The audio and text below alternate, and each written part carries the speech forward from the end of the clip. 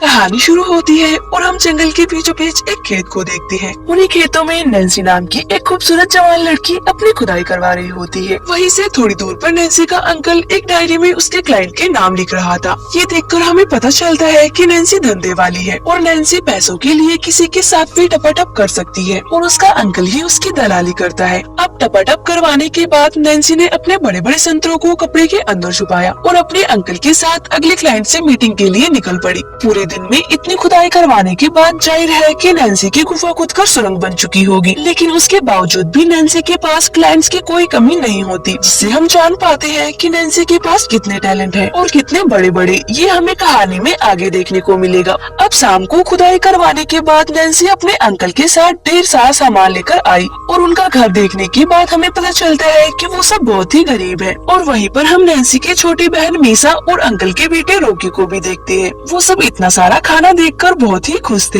अब डिनर हो जाने के बाद दारू की बोतल लेकर अंकल नैन्सी के सारे दिन का हिसाब करने बैठा हुआ था। तभी वहाँ पर रॉकी आता है। नैन्सी और उसका फादर क्या काम करते हैं उसका सारा आइडिया रॉकी को भी था। इस काम में बहुत ज्यादा खतरा भी था, इसलिए रॉकी ने अपने फादर को एक उस्तरा दिया ताकि वो संकट आने पर उससे अपना बचाव कर सके। अब रॉकी वहाँ से उठकर नैन्सी के पास जाता है, जो कि अभी अच्छे से नहा रही थी, क्योंकि अभी उसे एक और क्लाइंट से मिलने गोडाउन में जाना था। अब नैन्सी मस्त टिपटॉप बन के सुबह सुबह अंकल के साथ अपने क्लाइंट से मिलने पहुंची, लेकिन उस क्लाइंट ने नैन्सी को ऐसा पेला कि नैन्सी जोर जोर से चिल्लाने लगी। इधर अंकल वहीं बाहर खड़ा होकर दारू पी रहा था, लेकिन जब क्लाइंट ने नैन्सी की पीछे वाली गुफा में अपना औजार घुसाया तब नैन्सी रोने और चीखने लगी। तब अंकल रूम के अंदर आया और उस क्लाइंट को रुकने के लिए बोला, लेकिन वो क्लाइंट रुकने वाला कहाँ था। फिर भी जैसे तैसे करके नैन्सी उस क्लाइंट का हथियार अपनी गुफा से निकालकर अंकल के पास आ गई। इसके बाद अंकल और उस क्लाइंट की झड़प में उस क्लाइंट ने अंकल को बस थोड़ा सा धक्का ही दिया था, पर अंकल का गला कट गया उस उस्तरे से जो रॉकी ने उन्हें दिया था।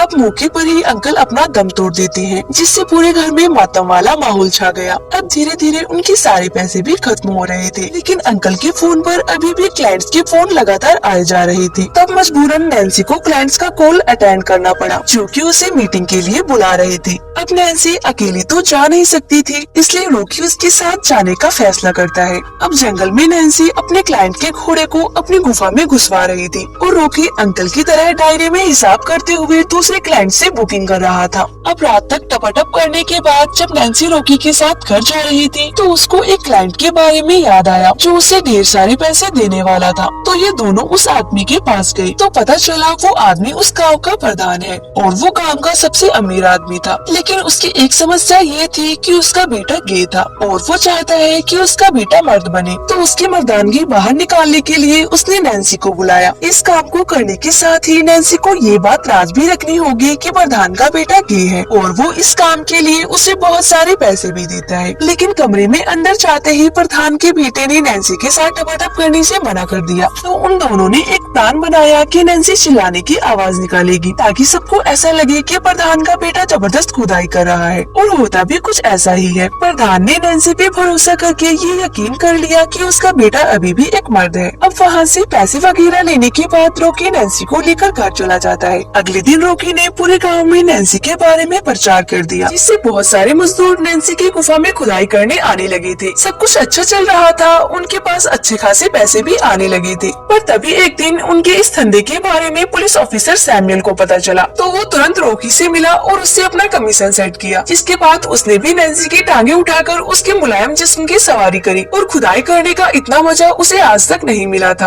और यही सैमुअल ने रॉकी को भी अपने गे कांस्टेबल से इंटीमेट होने को बोला और मजबूरी में रॉकी को भी ऐसा करना पड़ा। और इस दौरान उसे काफी बार वोमिटिंग भी हुई, क्योंकि रॉकी ने ऐसा पहले कभी भी नहीं किया था। अब ये सब होते हुए 2 महीने गुजर जाते हैं और अब रॉकी भी गांव की औरतों के साथ मीटिंग्स लेने लग गया था। और अब इन दोनों भाई बहन ने मिलकर पूरे गाँव में काफी तगड़ा वाला टपाटप का काम चालू कर लिया था। अब ऐसे ही एक औरत को पेलने के बाद रॉकी नैन्सी के साथ घर जा रहा था। तभी उनको रास्ते में सैमुअल मिला और उनसे अपना कमीशन लिया और आगे बढ़ गया। अब अगले दिन नैन्सी की काफी ज्यादा तबीयत खराब हो जाती है, तो रॉकी उसको कंबल उड़ाकर खुद बाहर दवाइयाँ लेने चला गया। अब इसी दौरान सैमुअल भी गाँव का दौरा कर रहा था। अभी उसे कॉलेज से घर जा रही एक यंग लड़की दिखाई देती है। अब वो लड़की सैमुअल को काफी ज्यादा पसंद आ जाती है, इसलिए वो उसके पीछे लग जाता है। अब वो लड़की घर पहुंचकर अपने कपड़े चेंज करती है और ये सब कुछ सैमुअल भी चोरी छिपे बाहर खिड़की से देख रहा था। वहीं दूसरी तरफ कांस्टेबल का गे दोस्त दारू के नशे में खूब धुत हो रखा था, तो रॉकी ने उसे टपाटप के लिए अकेले में बुलाया, लेकिन वो इतना ज्यादा नशे में था कि रॉकी को कुछ करना ही नहीं पड़ा। बड़े ही आराम से रॉकी उस कांस्टेबल के वॉलेट से उसके सारे पैसे और उसकी महंगी घड़ी अपने साथ ले जाता है। अब उस घड़ी को बेचकर रॉकी ने नैन्सी के लिए सारी दवाइयों का इंतजाम कर लिया था और दवाइयाँ लेते ही नैन्सी की हालत में सुधार भी होने लगा था।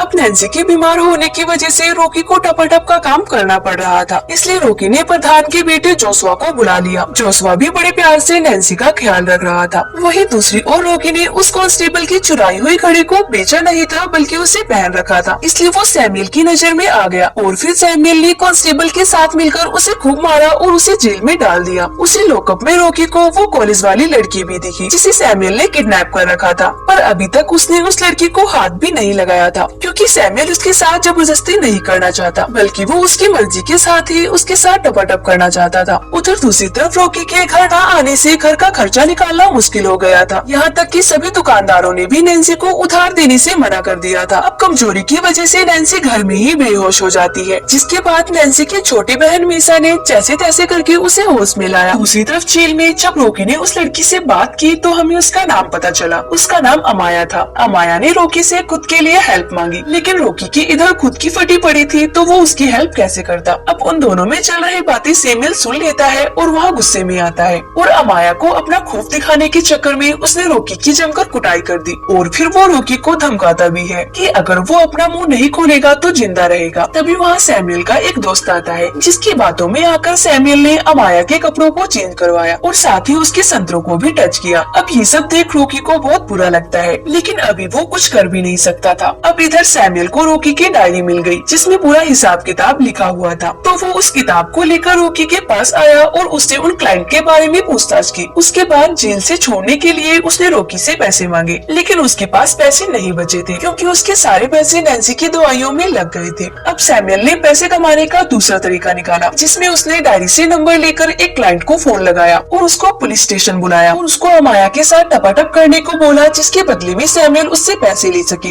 अमाया अभी कच्ची उम्र की थी, तो उस क्लाइंट ने उसे पहले अपना लॉलीपॉप टेस्ट करवाया और जैसे ही वो अपना हथियार उसके गुफा में घुसाने वाला था कि तभी वहाँ सैमुअल आ गया और उसने उस क्लाइंट को मार मार के वहाँ से भगा दिया। ये देखकर रॉकी इतना तो समझ गया कि सैमुअल भी अमाया की थोड़ी बहुत फिक्र तो करता है, इसलिए उसने सैमुअल को बोला कि ये काम वो और उसकी बहन उसके लिए करेंगे, जिसके लिए उसे नैन्सी को यहाँ बुलाना होगा। तब सैमुअल ने अपने बंदों से नैन्सी को बुलावा भेजा, तो नैन्सी भी तुरंत पुलिस स्टेशन के लिए निकल पड़ी। इधर रॉकी ने अमाया को समझाया कि उसकी बहन जल्दी ही यहाँ आएगी और वो सब यहाँ से बाहर होंगी, लेकिन नैन्सी के आते ही सैमुअल ने उसे भी अमाया के साथ जेल में बंद कर दिया। नैन्सी को कुछ भी समझ में नहीं आता कि यहाँ ये सब क्या चल रहा है। तब रॉकी ने नैन्सी को समझाया कि उसे अमाया को सैमुअल के साथ गपागप करने के लिए तैयार करना पड़ेगा और ऐसा करने पर वो हम दोनों को यहाँ से आजाद कर देगा। उसके बाद न चाहते हुए भी नैन्सी ने अमाया को पहले नहलाया और उसे अच्छे से तैयार किया। अब इसके बाद सैमुअल अमाया को अपने बेड पर ले गया और अमाया के मना करने पर भी सैमुअल ने उसके साथ जबरदस्ती की। पहले तो सैमुअल अमाया के ऊपर से ही मजे ले रहा था, लेकिन तभी वो एग्रेसिव हो गया और उसने अमाया की दोनों गुफाओं की जमकर खुदाई कर दी। अब अमाया की चीखें पुलिस स्टेशन के बाहर तक गूंज रही थी। वहीं अमाया की चीखें सुनकर नैन्सी और रॉकी भी कांप उठे। अब अमाया को अच्छे से पीलने के बाद सैमुअल ने उसे फिर से उसी जेल में छोड़ दिया, जहाँ नैन्सी ने उसे कुछ पेन किलर्स दिए। अब रात होते ही सैमुअल फिर से अमाया को घोड़े बनाने के लिए आ गया था, लेकिन इस बार नैन्सी ने उसे रोककर समझाया कि अभी उसे थोड़ा रुक जाना चाहिए, क्योंकि अमाया ने पहली बार अपनी खुदाई करवाई थी। नैन्सी उसे कहती है कि वो चाहे तो अमाया के बदले उसे घोड़ी बना सकता है। फिर क्या था, सैमुअल ने अमाया के सामने ही नैन्सी को अपने हथियार पर बैठा लिया और जैसे नैन्सी उसके हथियार की सवारी कर रही थी वैसे ही अमाया को सीखना था। लेकिन इसी बीच जब सैमुअल जन्नत की सैर करने वाला था, उसी बीच नैन्सी ने उस तरह से सैमुअल का गला काट दिया और जल्दी से उसने चाबियां ली और रॉकी को आजाद कर दिया। इतने में अमाया ने एक लोहे की रोड को उठाया और गुस्से में उसे सैमुअल की पिछवाड़े में डाल दिया और और ऐसा करके अमाया को जो सुकून मिलता है वो उसके चेहरे पर हम साफ तौर पर देख पा रहे थे। वही मौके पर सैमुअल की मौत हो चुकी थी, इसलिए वो तुरंत अपने घर गए और वहाँ से सारा सामान पैक करके वहाँ से निकल गए। इतनी देर में वहाँ जोशुआ भी अपनी कार लेकर आ गया था, क्योंकि वो भी इस काम को छोड़कर अपनी लाइफ एंजॉय करने जाना चाहता है। अगले दिन वो सब काम से बाहर थे और अब अमाया के साथ रॉकी रिलेशनशिप में आ चुका था और वही सबने एक दूसरे को उनकी मदद के लिए थैंक्स बोला। और लास्ट में हम देखते हैं कि सब अपने अपने पार्टनर के साथ खुदाई करके बहुत खुश हैं और इसी सीन के साथ मूवी का एंड हो जाता है।